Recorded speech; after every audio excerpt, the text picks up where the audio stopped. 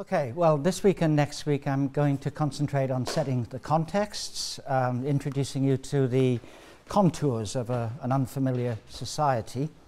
And today I'll start with the social order, how people perceived their social world as a whole in the 16th century. Okay, well, 500 years ago, in the fall of the year 1509, a man named Edmund Dudley lay imprisoned in the Tower of London, the great royal fortress which dominated the eastern parts of London, as it still does. He was there on trumped-up charges of treason. Dudley was a lawyer. He had assisted King Henry VII in some very unpopular policies, and in 1509 the old king died. The new king, Henry VIII, came to the throne, aged only 18, and won some quick popularity by throwing Edmund Dudley to the wolves. But as he lay in prison, awaiting execution, Dudley made his peace with man and God by writing a book, which he called The Tree of Commonwealth. It didn't save him, and he probably never expected that it would, but it survived, and it remains a classic statement of 16th century social values. And it can serve to introduce some of the key words of 16th century society. In the Tree of Commonwealth, Dudley attempted, as a loyal subject, to describe what he saw as the ideal conditions for the prospering of the kingdom under its new king, Henry VIII. The word that he used in his title, Commonwealth, was a real key word of 16th century political discourse. It meant the body politic, the whole of the realm. It also meant the common good, the common interest, the public welfare of society. In discussing it, Dudley, in his book, took the form of an elaborate allegory. He imagined the Commonwealth as a great tree. There were 4 roots of Commonwealth: love of God, justice, trust, and concord. And there were 4 fruits of Commonwealth: tranquility, good example, worldly prosperity, and the honour of God. Well, the fruits of Commonwealth, this happy outcome of a harmonious Commonwealth, involved the reconciling under the guiding hand of the king of the interests of all the principal social groups, so that conflict would be avoided and everyone would be welded into a harmonious Commonwealth. So, in describing the Commonwealth, Dudley described the various component social groups, and he divided the subjects of the realm in a way that was very conventional into what he called 3 estates or orders. 3 estates, each of which had its role and each of which had its duties. First of all came the clergy. Their role was to pray for the good of the whole, to sustain Christian values by their pastoral ministry, and to avoid the temptations of worldliness or lusts of the flesh. All of this was explained. Then he turned to the second estate, what he called the chivalry. The chivalry were the lay elite, ranging in status from dukes at the top down to mere knights, esquires, and gentlemen. All of these people were considered to be of gentle blood. Their duty was to defend the realm in time of war and to govern it justly in time of peace under the king. They should avoid the abuse of their power as governors or as landlords. They should protect and relieve the poor and the weak, and serve the king well. Thirdly, there were those that Dudley called the commonalty of the realm, the commonalty. And basically that was all the rest, the common people, from the peasantry of the countryside to the great merchants of the cities, all those who were not of gentle blood. Their duty was to work, to get a living that was appropriate for their place in society, to keep their families, and to support all the rest. They were advised by Dudley to avoid covetousness or greed, to avoid idleness, and to avoid what he called presumption above their degree. They should keep their place. They should also avoid grudging and murmuring against the fact that they were born, as he put it, to live in labour and pain, and for the most part of their time in the sweat of their face. This is excellent advice for students. I'll repeat that. Avoid grudging and murmuring. Accept that you're here to live in labour and pain and the most part of your time in the sweat of your face. Okay, well, all of this is a perfectly conventional account of the structures and purposes of the social order in the 16th century. It's partly descriptive of the major component groups of society. It's partly, obviously, prescriptive. It's prescribing how they should live.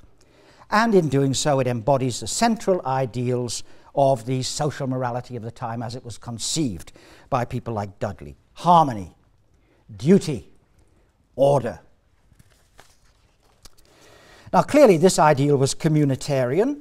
Dudley was very preoccupied with the Commonwealth as an association of interdependent parts, a community. But equally clearly, it was not egalitarian. The component groups might be interdependent, but they were emphatically not equal. Each group was expected to contribute in its degree, as Dudley put it, in its degree, according to its place. And each could share in the benefits of the Commonwealth after its degree, in accordance with its place. Now, by degree, he meant, of course, the different gradations of wealth and status inside each of the three estates. That hierarchical ranking was fundamental to 16th century notions of the social order, and people were never allowed to forget it. Okay, well, let's leave Edmund Dudley meditating in his cell in the Tower and imagine ourselves instead in one of England's 9,000 parish churches a few decades later. It's a Sunday morning. The bells are tolling to call people to church. The church wardens, kind of like the teaching fellows of the 16th century parish, the church wardens are patrolling the aisles, getting people sat in their proper place. Gentry up at the front, the lowly at the back. They're chasing out the dogs because people brought their dogs to church in those days, and settling everyone down. And once a year, the grave, grey-bearded minister of the parish would come into the pulpit and read out from the Book of Homilies. The Book of Homilies were official sermons which were published by the Church of England and were to be read out periodically in the course of the year. He began thus: Almighty God hath created and appointed all things in heaven, earth, and waters in a most excellent and perfect order. In heaven he hath appointed distinct orders and estates of archangels and angels. In earth he hath assigned kings, princes, with other governors under them, all in good and necessary order. Every degree of people, in their vocation, their calling, and their office, have appointed to them their duty and order. Some are in high degree, some in low, some kings and princes, some inferiors and subjects, priests and laymen, masters and servants, fathers and children, husbands and wives, rich and poor. And where there is no right order, there reigneth all abuse, carnal liberty, enormity, sin, and Babylonical confusion. Well, that's the opening paragraph of the homily on obedience. The homily on obedience. published for the first time in the 1540s, and another neat statement of Tudor perceptions of the social order and its emphasis on hierarchy and degree. Order, the word echoing through that opening paragraph. Well, put Dudley and the Homily on Obedience together, and you've got a world which certainly had certain communitarian ideals, the Commonwealth, but one in which it was also assumed that those ideals were best served by maintaining a sort of graduated ladder of authority and subordination within each one of the degrees of society. And indeed, the 3 degrees, as Dudley described them, can be shuffled together into a single rank order of precedence, as they were when people went on processions, for example. On the back of your handout, you'll find a chart laying out as one hierarchy that classical social hierarchy, which you've already read about, I hope, in the chapter set from English society. Okay, well, if you think back to what I've said so far, it's clear that within all of this they were making 4 kinds of distinctions between people. There were distinctions of function, your role in the Commonwealth. There were distinctions of rank and of status. There were distinctions, of course, of gender. And there were distinctions of age, parents and children. And many of these distinctions tended to overlap. So I want now to look at them a little more closely, starting by looking at rank and status, the hierarchy that they emphasized so much. And here I'll skip along quite smartly because you've had a chance to read about this already to some degree, but I'll just reinforce some of the main points. Okay, well, at the top of the social hierarchy, obviously enough, stood the king and his immediate family. The king was not only the greatest of the English nobility, which he was, and the greatest single landowner in the kingdom, which he also was, but he was also something special.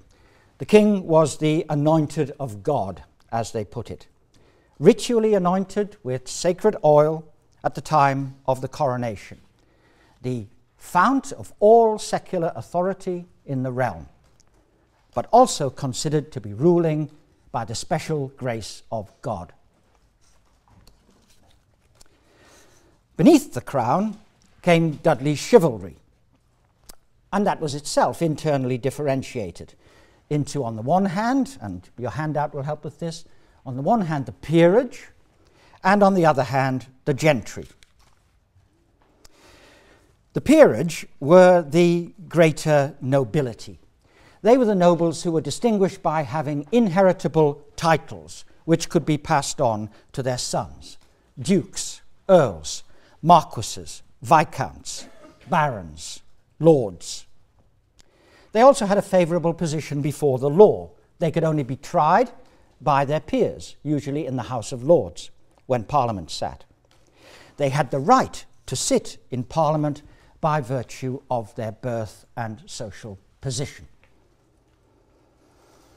Alongside those great lay nobles, one can also place some of the great churchmen, the bishops, the abbots of great monasteries. They also sat in Parliament in the House of Lords because they were the lords of the church. But an important distinction, of course, was that their positions were not inheritable. They were appointed. In the early 16th century, appointed by the Pope, though usually on the advice and recommendation of the king. So, we've looked at the peerage, the greater nobility. Then there was the lesser nobility, which contemporaries referred to usually as the gentry. They were themselves internally differentiated into knights, esquires, and mere gentlemen.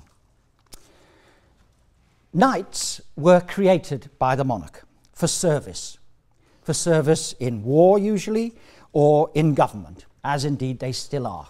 High-ranking civil servants in Britain and military officers very often get a knighthood at the end of their active careers, though the notion of service has broadened somewhat nowadays to include other roles in society. So we have Sir Ian McKellen, also known as Gandalf. We have Sir Paul McCartney, of course. And we even have Sir Mick Jagger, which proves that he was just a nice boy, really, all along.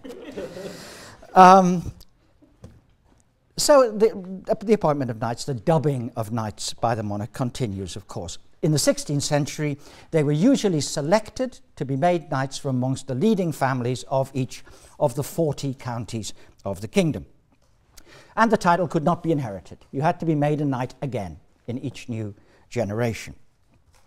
Below them were the lesser gentry of esquires and mere gentlemen. They had no title except the right to be called Mr.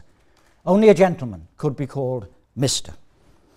And they had the right also to bear a coat of arms. Collectively, the nobility, both the peerage and the church leaders, and the gentry, were the principal landowners of England and Wales. In the county of North Yorkshire, for example, it's up here in the north of England, in the early 16th century, a study has been done which shows that the nobility, the peerage, owned 27% of the land. The gentry owned 46%, and nearly all of the rest belonged to the church. Land was not only a source of income, the rents which were paid to the great landowners, but it was also a source of power over tenants. It was a source of lordship, as they put it in this period, lordship over men. Some gentlemen owned only a single small estate, some had many, and by the time you get to the peerage, some of them had vast territories. The Earl of Shrewsbury, whom we'll encounter again at various times, owned a great deal of land in the centre of England, in the counties of Nottinghamshire, Derbyshire, and Shropshire, and he was described at the time as being like a prince in 4 counties in the heart of England. He was the biggest landowner by far in that whole region. So, in any one county, those who possessed the land constituted its natural governing class. And some of them had been in that position for generations. But whatever pride they took in their rank and their ancestry, they knew very well that it was based ultimately upon the land that they possessed, upon their landed wealth.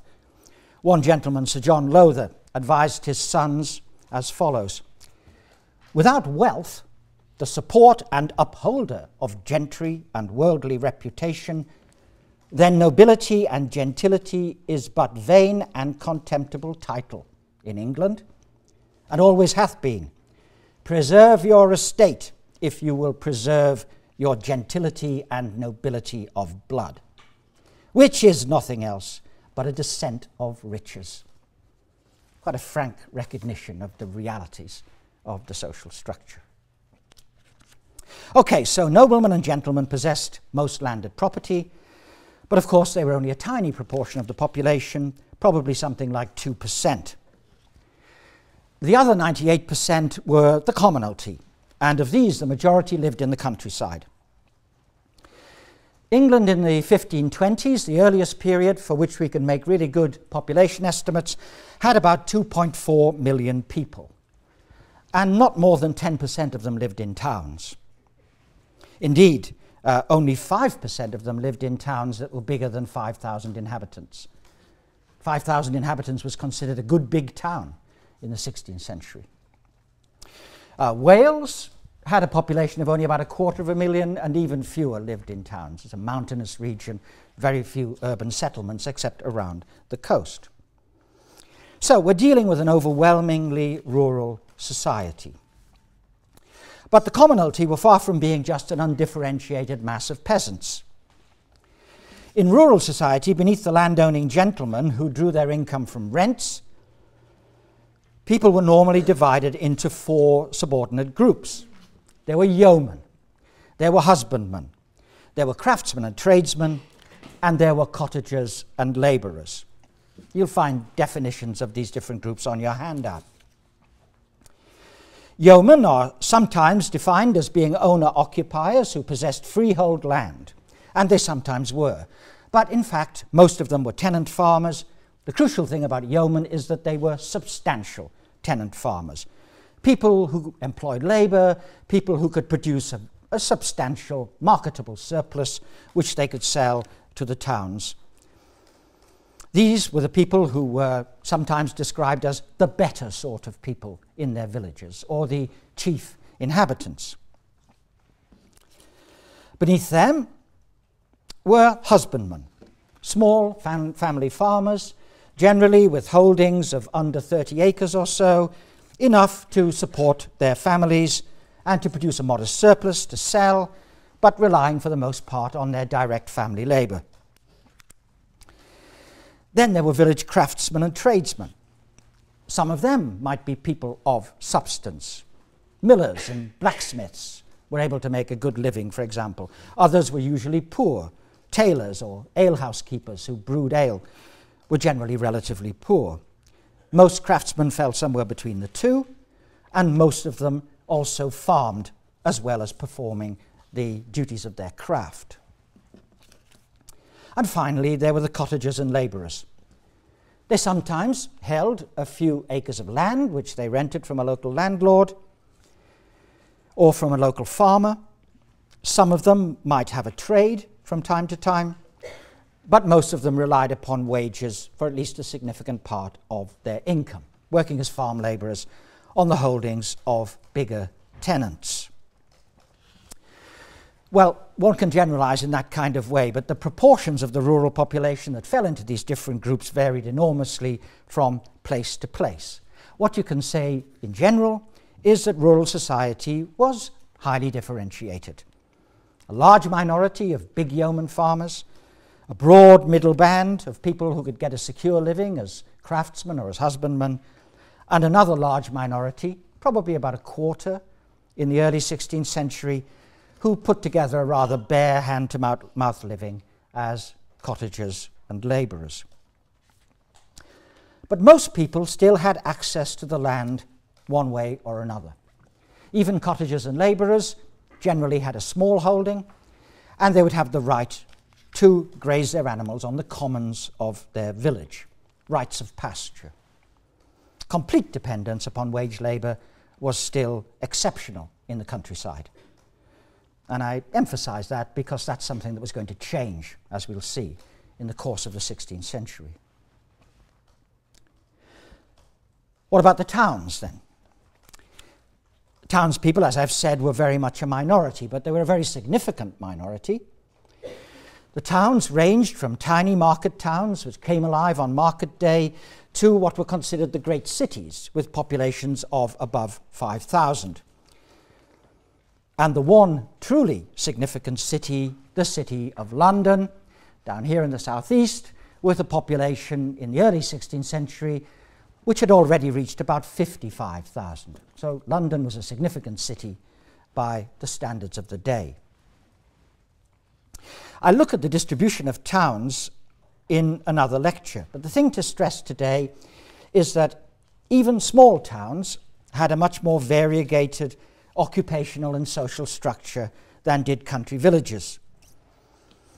They contained merchants, they contained manufacturers, they contained the small number of highly prestigious professional people, lawyers, physicians. They contained more clergy than country villages. And they contained also large numbers of unskilled labourers. So much for the range of occupations, but within that range there were considerable differentials of wealth and status. At the top, the great merchants of the cities could be men of prodigious wealth, who were generally also the rulers of their towns. To give you just one example, a man named Robert Jannis, spelt Jannys, he was a grocer, and he was the mayor of the city of Norwich, here in the East Anglian region, in the early 16th century. In 1523, a tax was levied for which the returns survive. And so we know that Robert Jannis's personal tax return was bigger than the entire city of Rochester, which was the biggest city down here in Kent. He was a plutocrat, and there were men of such prodigious wealth in all of England's major cities. Beneath the urban elites were the average master craftsmen of the towns, those who provided clothing, leather goods, metalwares, and so forth from their own workshops. The principal distinction amongst these people was between those who were independent master craftsmen with their own workshop and those who were known as journeymen, people who worked for wages by the day, skilled workers, serving as employees of the master craftsman. Among the master craftsmen, most of them worked entirely on their own account, producing and retailing their goods. But there were also those in some cities who had become virtually employees of large-scale merchant capitalists who gave them raw materials to work on, collected the finished products, and marketed the goods. This was known as the putting out system. You put out work to skilled workers and you collect the goods and market them. And I mention it specifically because it was the form of organisation in England's most important single industry, the cloth industry, the manufacture of woolen cloth, most of which was exported to Europe and which was very prominent in certain regions. Norwich was a great cloth city, so were many of the other towns of East Anglia, southern England, and parts of the West Country. Okay, we've looked then at some of the major distinctions of wealth and status, rank and degree. But let's turn to two other categories that contemporaries tended to stress: gender and age.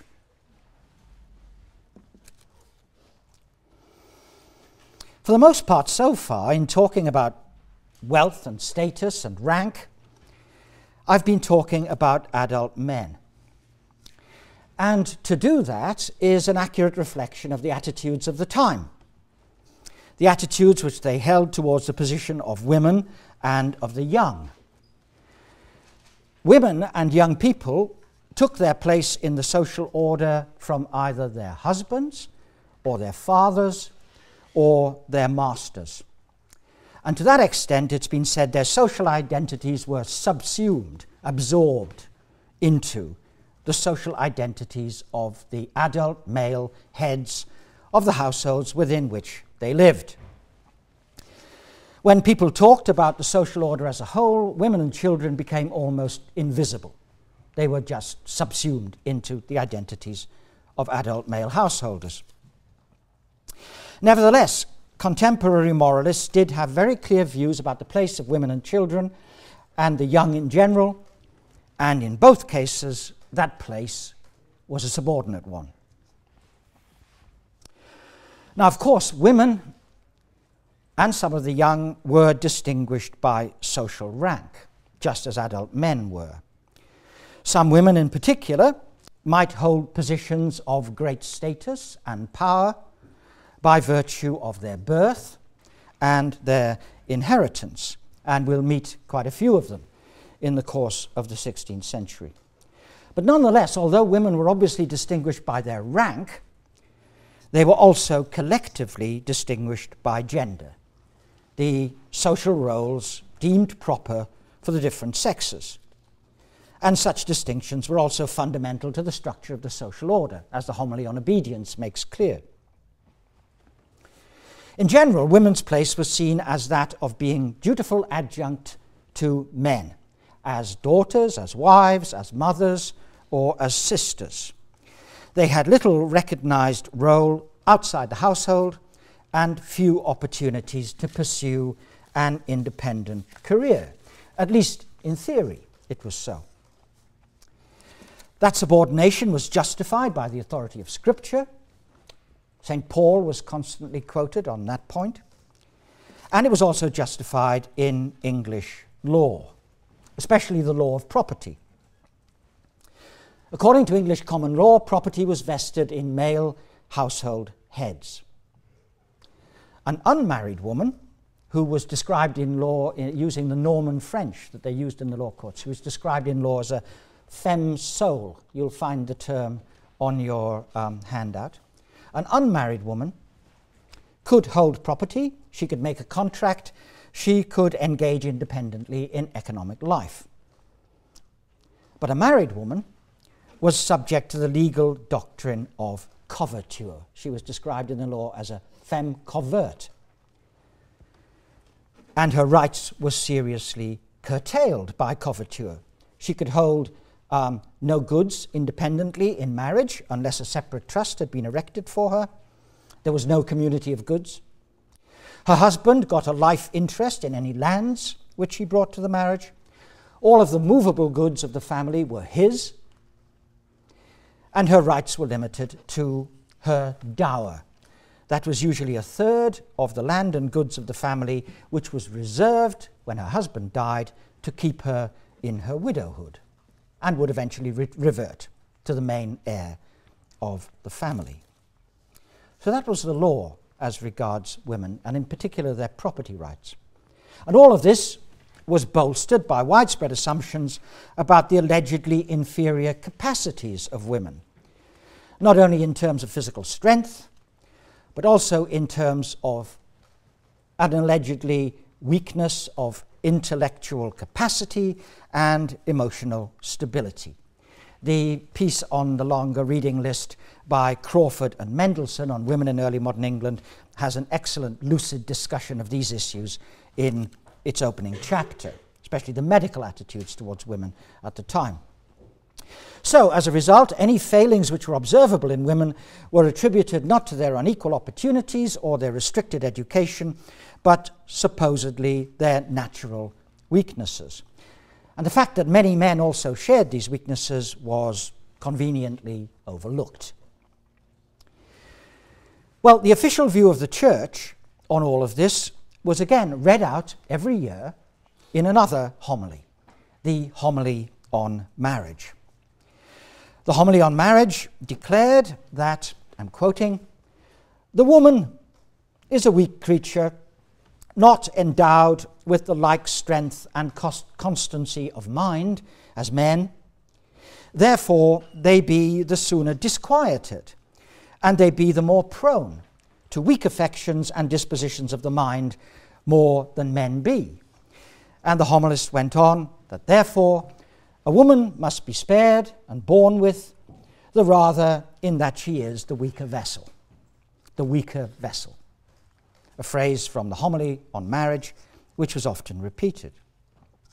The same homily went on to advise that men and women should live in perpetual friendship.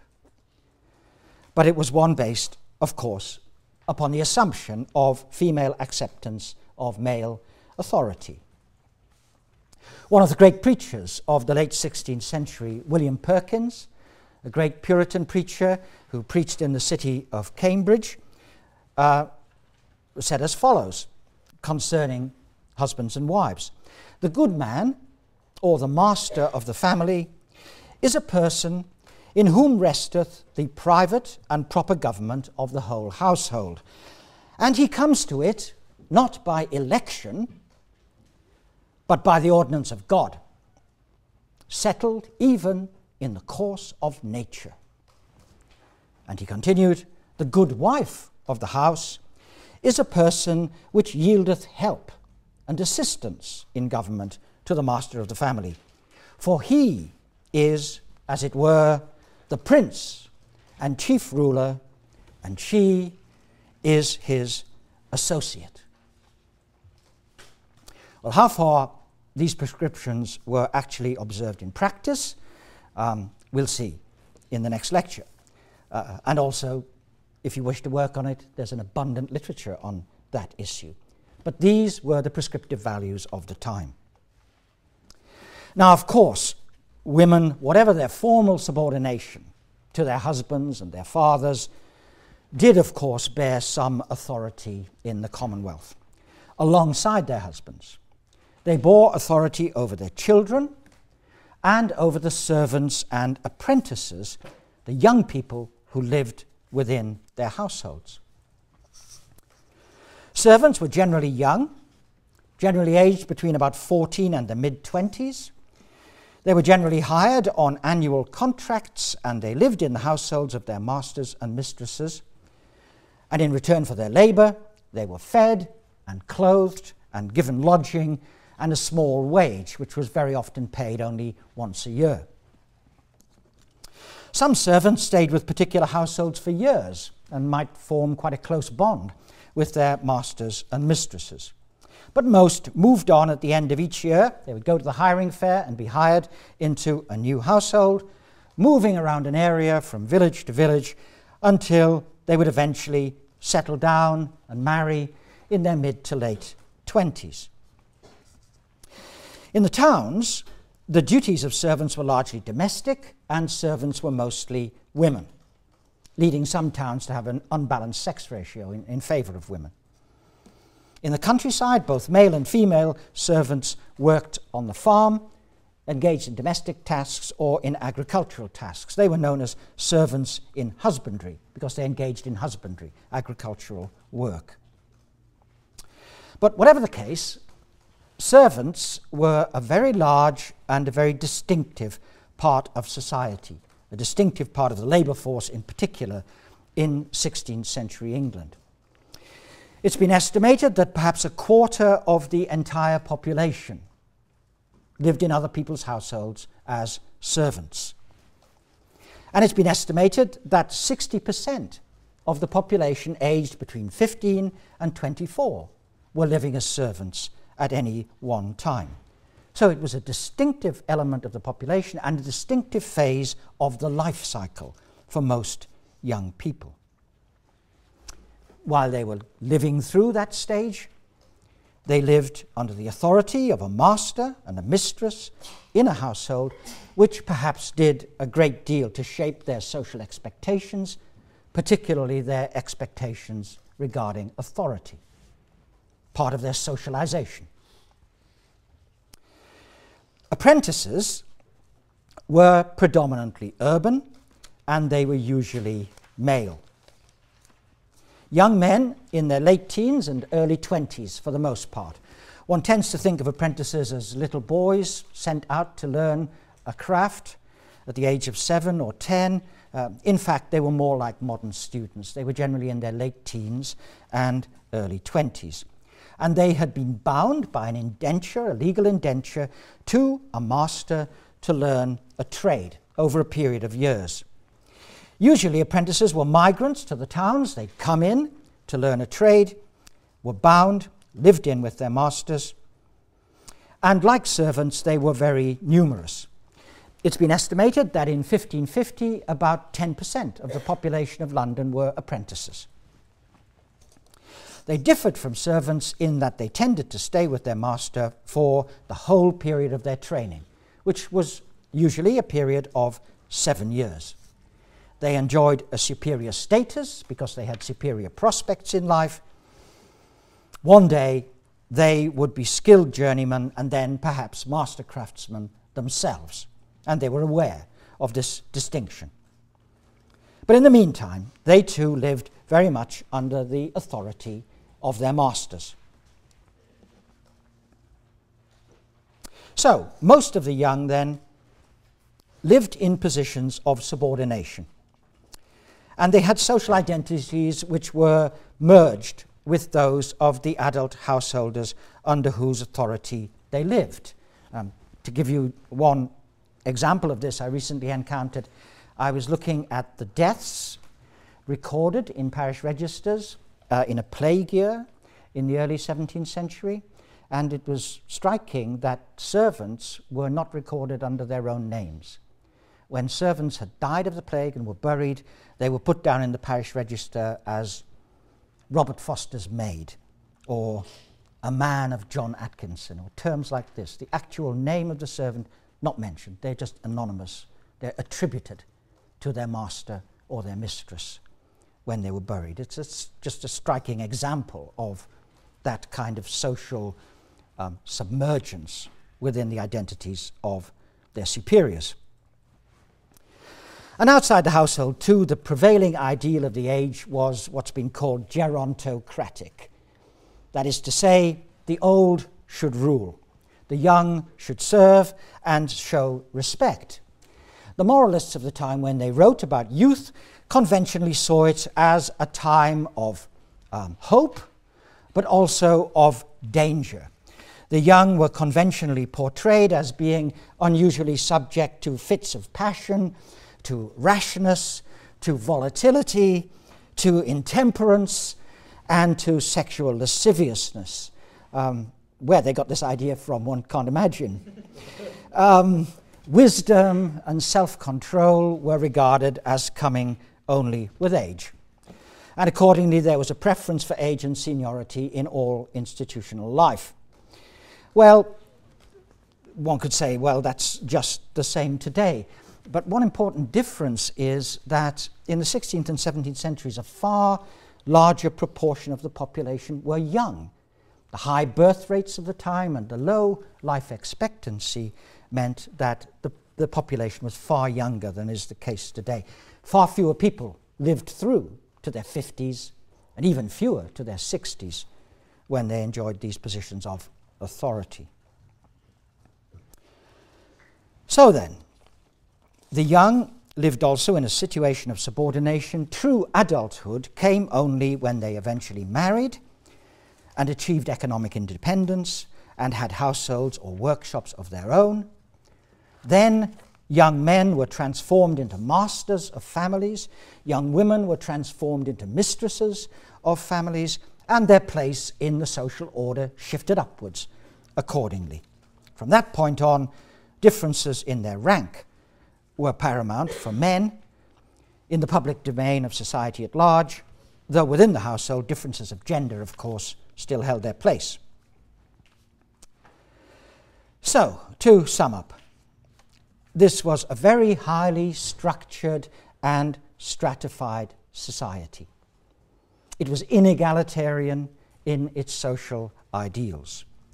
It was conceived of as a commonwealth, as an organic whole, but one constituted of people whose opportunities and experiences were very far from uniform or equal. And that structured inequality was taken to be part of the natural order of society. Indeed, it was taken to be ordained by God, as we've seen. It was a predominantly rural society in which most people gained their livings from the land, but in which a large minority were also engaged in manufactures and in trade. It was a world in which most people still aspired to gain their living relatively independently on the land or by practicing a trade, but in which a large minority already depended on selling their labor and skills to others. Throughout the whole structure, the household was the principal place not only of residence, but of economic production, and it was the most immediate unit of authority under its master and mistress. It's been said that to a very large extent, social organization in this period was domestic organization, focused on the household, be it the humble household or the great household of the aristocracy, or indeed of the monarch himself. So next time, I'll take a closer look at how those thousands of households functioned, on the roles of men, women, and children within them, on their priorities and strategies, their basic values, how they were formed, and how, so far as we can tell, they lived.